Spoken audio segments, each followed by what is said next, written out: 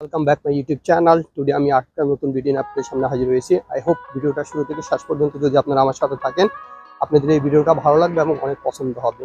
ভিডিওর মূল পর্বে যাওয়ার আগে আপনাদের কাছে একটা রিকোয়েস্ট, যারা ফার্স্ট টাইম আমার চ্যানেলটা ভিজিট করতেছেন প্লিজ চ্যানেলটা সাবস্ক্রাইব করে দিবেন এবং নোটিফিকেশন বারে ক্লিক করে দিবেন, এতে করে আমার আপডেট ভিডিওগুলো আপনারা পেয়ে যাবেন। Let's go with me.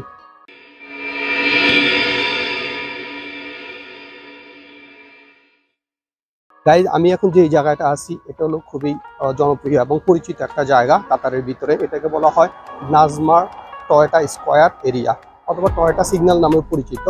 অনেক পরিচিত এবং ফেমাস একটা জায়গা। এই কারণে ফেমাস এবং পরিচিত কারণ এখানে টয়োটা যে হাইরেজ বিল্ডিং আছে, টয়োটা মোটরসের শোরুম আছে, যেটা ফাউন্ডার অথবা যেটার প্রতিষ্ঠাতা মিস্টার আব্দুল গনি। তো এই হাইরেজ যে দুটো বিল্ডিং আছে এবং বিল্ডিংয়ের কারণেই এটা বেশি পরিচিত। আর এটা সিগন্যাল এরিয়াতে পড়াতে এটাকে টয়োটা সিগন্যাল বলা হয় এবং সবাই এক নামেই এটাকে চিনে। আর আমার বিহাইন্ডে যে জিনিসটা আছে আপনারা দেখতে পাচ্ছেন, একটা মস্ক আছে আমার বিহাইন্ডে। এই মসজিদটা খুবই পরিচিত এখানে। আপনি যদি এখানে এসে কাউকে বলেন যে টয়োটা মসজিদ অথবা টয়োটা সিগন্যাল মসজিদ কোনটা, যে কেউ আপনাকে এটা শো করবে। তো কিছুক্ষণ পর আমি এই মসজিদটা যাব, এই মসজিদটা ভিজিট করবো।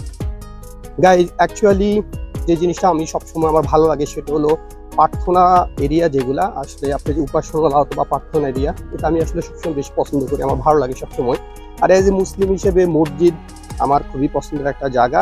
এই মসজিদটা আমার অনেকবার আমি এখানে আসছি, নামাজ পড়ছি, একটা প্রশান্তি এখান থেকে ফিল করা যায়, একটা ভালো লাগা এখান থেকে অনুভব করা যায়। তো আমি একটু পরে এই মসজিদের ভিতরে ঢুকবো এবং মসজিদটা আপনাদেরকে ভিডিওর মাধ্যমে দেখাবার চেষ্টা করব।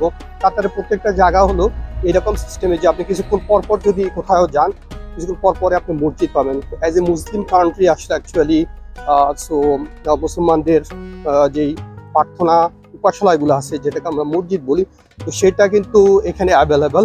তারা আসলে নামাজের প্রতি তাদের যথেষ্ট গুরুত্ব, যে যাই করুক না কেন নামাজটা তারা কন্টিনিউ করার চেষ্টা করে এবং নামাজটা তারা পড়ে। তো এই মসজিদটা আমি যেহেতু অনেকবার এখানে আসছি, নামাজ পড়ছি, তো আমি এই মসজিদটা নিয়ে আসলে কিছু কথা বলার জন্যই আজকের এই ব্লগ ভিডিওটা তৈরি করা। অ্যাজ ওয়েল আমি হয়তো সামনে আরও কিছু মসজিদ নিয়ে আপনাদের সঙ্গে কথা বলবো, আপনাদের দেখাবার চেষ্টা করবো যে কাতারের মসজিদগুলা কেমন। আসলে মসজিদের মোটামুটি উপরের যে স্ট্রাকচার অথবা ডিজাইনগুলো সবগুলো মসজিদের মোটামুটি একই রকম হয়, কিন্তু ভিতরের যে ডিজাইনগুলো আছে এক এক মসজিদে এক এক রকম। আজকের টয়োটা সিগন্যাল মসজিদটা আমি আপনাদেরকে দেখাবো এবং এটার ভিতরে আমি যাব, এটার কারুকার্য ডিজাইনগুলা আপনারা উপভোগ করতে পারবেন। তাই আমার পিছনেই আপনারা দেখতে পাচ্ছেন যে টয়োটা হাইরাইজ বিল্ডিং, আমি বললাম যে টয়োটা মোটরসের যে শোরুম আছে, শুধু আমার পিছনে না আমার বাম সাইডেও এদের হাইরাইজ আর একটা বিল্ডিং আছে, আন্ডারগ্রাউন্ড আছে, যেখানে টয়োটা মোটরসের হিউজ গাড়ি আছে। তো এই জন্য এই জায়গাটা অনেক বিখ্যাত, অনেক জনপ্রিয়।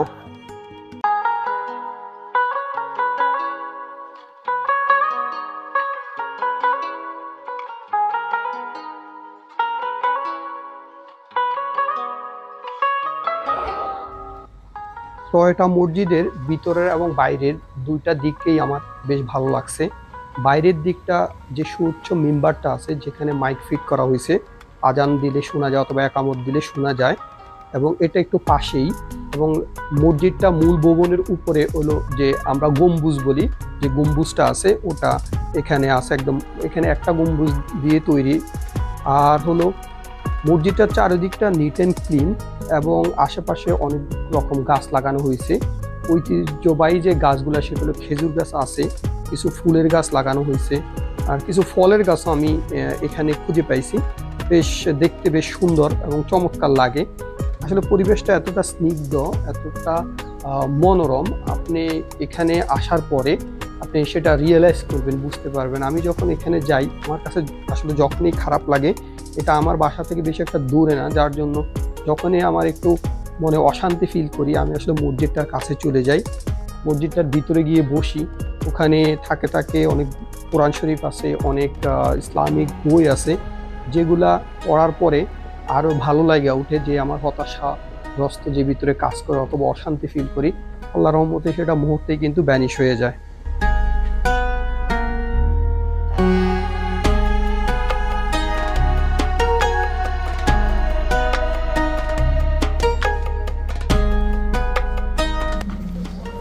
বিকালের একটু আগে আসলে আসরের নামাজের সময় আমি মসজিদের মূল ফটক দিয়ে ভিতরে ঢুকছিলাম এবং অলরেডি তখন জামাত দাঁড়ায় গেছে, ভিতরে জামায়াত চলতেছে।